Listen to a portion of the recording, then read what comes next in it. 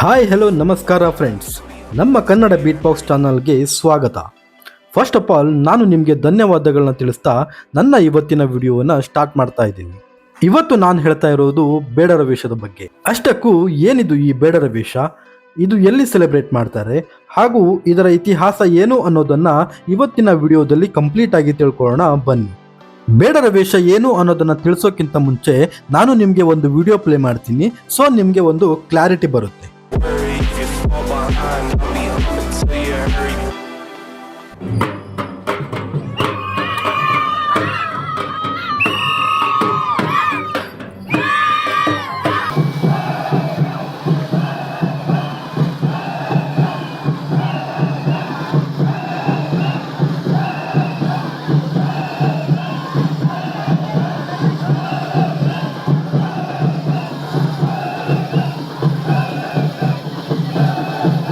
ನೋಡಿದ್ರಲ್ಲ ಫ್ರೆಂಡ್ಸ್, ಈ ಬೇಡರ ವೇಷ ಒಂದು ಜಾನಪದ ನೃತ್ಯ.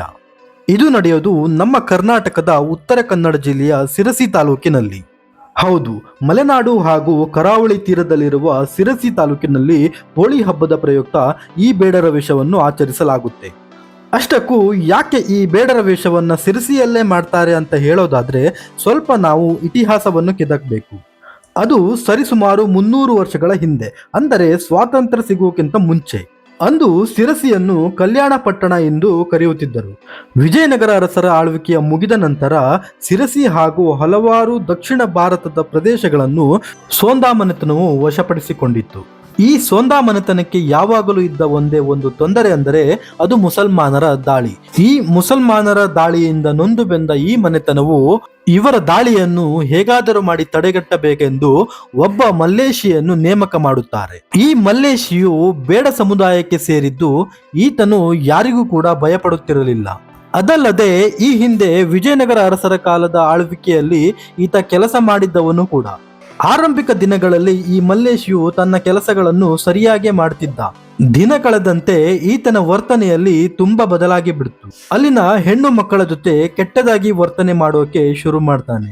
ಇದೇ ಸಂದರ್ಭದಲ್ಲಿ ಸ್ಥಳೀಯ ಮುಖಂಡನಾದ ದಾಸಪ್ಪನಿಗೆ ಒಬ್ಬಳು ಮಗಳಿರ್ತಾಳೆ. ಅವಳ ಹೆಸರು ರುದ್ರಾಂಬಿಕಾ. ಈ ರುದ್ರಾಂಬಿಕಾ ಮೇಲೆ ಕೂಡ ಮಲ್ಲೇಶಿಯ ಕಣ್ಣು ಬೀಳತ್ತೆ.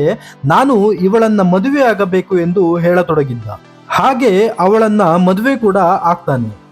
ಮದುವೆಯಾದ ನಂತರವೂ ಈ ಮಲ್ಲೇಶಿಯು ತನ್ನ ವರ್ತನೆಯಲ್ಲಿ ಯಾವುದೇ ಬದಲಾವಣೆ ಮಾಡಿಕೊಂಡಿರುವುದಿಲ್ಲ.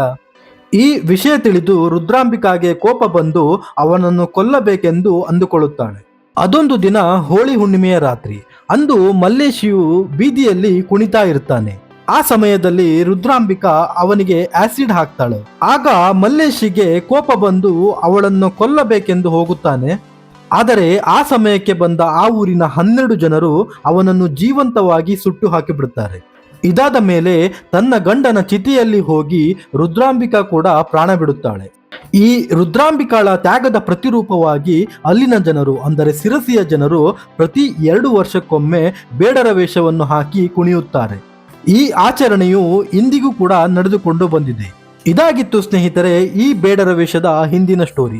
ನೀವೇನಾದರೂ ಹೋಳಿ ಹುಣ್ಣಿಮೆಯ ಟೈಮಲ್ಲಿ ಸಿರ್ಸಿಗೆ ಭೇಟಿ ಕೊಟ್ಟರೆ ಖಂಡಿತವಾಗಿ ಬೇಡರ ವೇಷವನ್ನ ಮಿಸ್ ಮಾಡ್ಕೋಬೇಡಿ ಅಂತ ಹೇಳ್ತಾ ನನ್ನ ಇವತ್ತಿನ ವಿಡಿಯೋನ ಮುಗಿಸ್ತಾ ಇದ್ದೀನಿ. ಮತ್ತೊಂದು ಇಂಟ್ರೆಸ್ಟಿಂಗ್ ವಿಷಯಗಳೊಂದಿಗೆ ಬರ್ತೀನಿ.